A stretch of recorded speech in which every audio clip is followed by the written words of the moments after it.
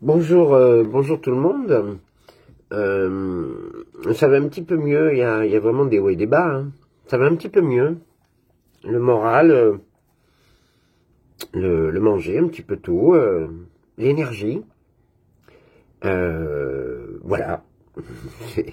Je ne peux commencer que par ça.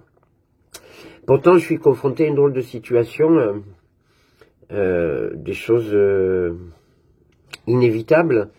Je vous l'ai dit dans la vidéo précédente, je me marie donc. Ce n'est pas mon premier mariage, mais c'est un vrai mariage d'amour et vraiment sans aucun intérêt. Ce n'est vraiment qu'un mariage d'amour et c'est une tellement belle histoire que je vais pas me développer tout ça. Mais comme tout mariage, il y a un notaire à voir, un contrat de mariage à faire, et évidemment des testaments, des papiers à officialiser, à remplir, puisque quand on est chez le notaire, on en profite pour tout faire. Et dans mon cas précis, je viens de faire mon testament. Et ça, psychologiquement, je ne sais pas comment expliquer ce que je ressens. D'abord, faire son testament, ça ne relève jamais de la réalité, en fait. J'entends par là le fait d'écrire à la main au stylo, parce que la loi précise que c'est à la main et au stylo, c'est pas une lettre imprimée et tapée à l'ordinateur. De décider à l'avance parce qu'on est mort, à qui reviendront ce qu'on laisse, à quel pourcentage, comment répartir, comment, enfin, je sais pas, c'est quelque chose de complètement abstrait quand on est vivant, en fait. C'est totalement abstrait. Et puis quand on est au pied du mur, quand on est devant chez le notaire, et quand on est en train de remplir son papier, quand on est en train de le signer, et de payer ce que ça coûte. Moi j'ai payé 200 € pour mon testament, tout compris, les notes d'honoraires. Ma femme a payé aussi 200 € pour son testament à elle, et puis après il y a eu aussi le contrat de mariage qui se paye aussi. Enfin, rien n'est gratuit dans la vie, vous en doutez. Donc c'est pour ça que quand on est chez le notaire, on fait tout d'un coup. Pourquoi s'emmerder? Mais psychologiquement, moi j'ai 2 enfants que j'aime tous les deux. Ce sont d'ailleurs mes 2 témoins de mariage. J'ai un garçon et une fille. Et ce sont mes 2 témoins de mariage. Je suis très touché par ça, très très ému que ce soit mes 2 enfants qui soient témoins de mon prochain mariage dans la situation actuelle dans laquelle je suis. C'est quelque chose de beau. Je me marie à la mairie, je précise, hein, je ne suis pas croyant. Je suis marié et divorcé déjà, donc je ne peux pas me remarier à l'église. Et puis c'était pas un souhait non plus hyper désiré par la femme que j'épouse, par la femme qui vit avec moi. Donc on se marie tout simplement à la mairie, mais je suis touché que ce soit mes enfants qui soient témoins. Mais c'est étrange cette histoire de testament, voilà, j'ai décidé de vous parler de ça, puis je sais pas quoi dire en fait. Ça m'a un petit peu cassé le moral, hein, parce que tout d'un coup je me suis dit, bon ben voilà, ça veut dire que sur un papier, officiellement, tu te considères mort, quoi. Sur un papier, officiellement, t'es plus là, et tu décides que les choses après toi vont se passer comme ça. Voilà. Qu'est-ce que tu laisses? Qu'est-ce que tu lègues? Alors tu t'interroges, qu'est-ce que j'ai fait de ma vie?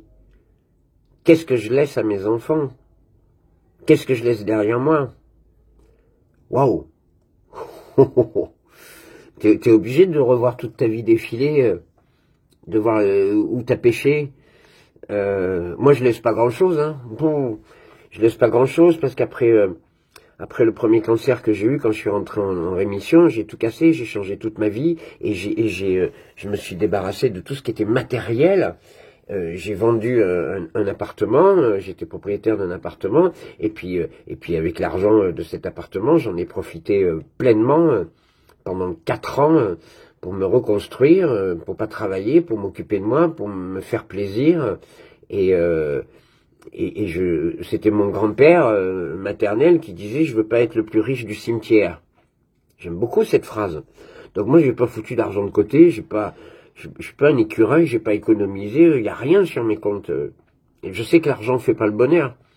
Donc tout d'un coup face au testament, je me dis merde, putain tu laisses même pas de pognon à tes gosses. Bon, alors tu réfléchis. Après, si j'ai quand même dans mon métier d'artiste, j'ai quand même construit des choses et fait des choses solides, qui fait qu'il y a des revenus réguliers, qui fait qu'il y a des droits d'auteur, qui fait que automatiquement mes enfants deviennent des ayants droit. Donc oui, mon legs il va vers ça. C'est de l'argent, c'est une forme de patrimoine que j'ai créé pendant toute ma vie. Il y a des droits d'auteur. Donc, et puis si après ma mort je deviens totalement célèbre, ces droits d'auteur peuvent devenir hyper conséquents. Voilà, le testament, ça vous met face à qu'est-ce que j'ai raté, qu'est-ce que j'ai réussi, qu'est-ce que je laisse. Est-ce que je vais pas blesser les gens autour de moi en décidant que, bah non, moi, en ce qui me concerne, je lègue à mes 2 enfants, point. Notre contrat de mariage protège ma femme actuelle de plein de choses, évidemment, aussi. Mais ma femme, celle que je vais épouser, a volontairement décidé, en ce qui concerne les droits d'auteur et l'argent, de laisser tout à mes enfants. C'est d'un accord commun. Et je trouve ça adorable de sa part. Parce que d'office, comme on se marie, tout lui revenait au départ, donc c'est pour ça que nous faisons ces papiers chez le notaire. Mais je trouve ça adorable de sa part. Hein. Je ne sais pas quoi dire en fait. Je vous fais part de la façon dont remplir son testament, être chez le notaire, remplir son testament dans une situation où on vous a annoncé que vous alliez mourir et où vous vous mariez. Oh, c'est un scénario de film, mais je sais très bien que j'ai eu une vie complètement incroyable. Hein. Je le dis toujours, d'une richesse absolue, mais je suis un Indiana Jones, quoi. Je vis comme un aventurier. Je vis des situations qui n'existent que dans les films ou que dans les scénarios les plus fous. Et ça continue, en fait. Ça continue. Voilà, c'est ce que j'ai envie de dire aujourd'hui. Je suis complètement désarçonné par cette histoire de testament. J'aurais jamais pensé que ce soit pas possible, mais que ça devienne concret. Ce truc administratif, ce papier, ce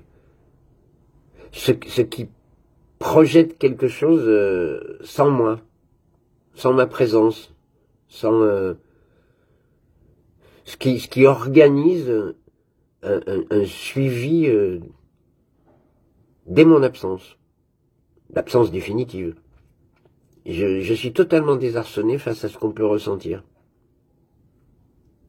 Dans du fait que j'aime profondément mes enfants et que tout me paraît logique dans la façon dont j'ai fait mon testament.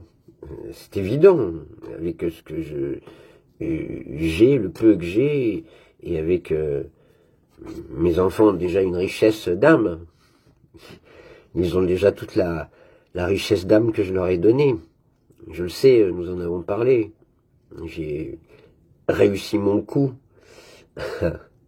dis-je avec fierté. Donc déjà, l'héritage, il se situe à ce niveau-là. C'est énorme. Je sais que c'est énorme. Voilà.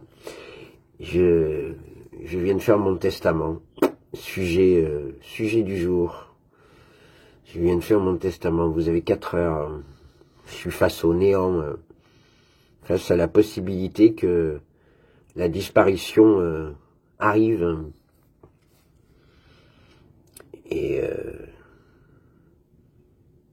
c'est très étrange comme sentiment. Je vais m'arrêter là, ce sera une vidéo beaucoup plus courte, tant mieux. J'ai pas de timing précis. C'est juste un ressenti du jour. Je vous remercie. Portez-vous bien, faites très attention à vous, vous le savez. Et je vous embrasse. J'aime bien vous embrasser. Il est toujours question d'amour. Il est toujours question de donner de l'amour et d'en recevoir. Ça a toujours été le but de la démarche et ça le reste. À demain peut-être.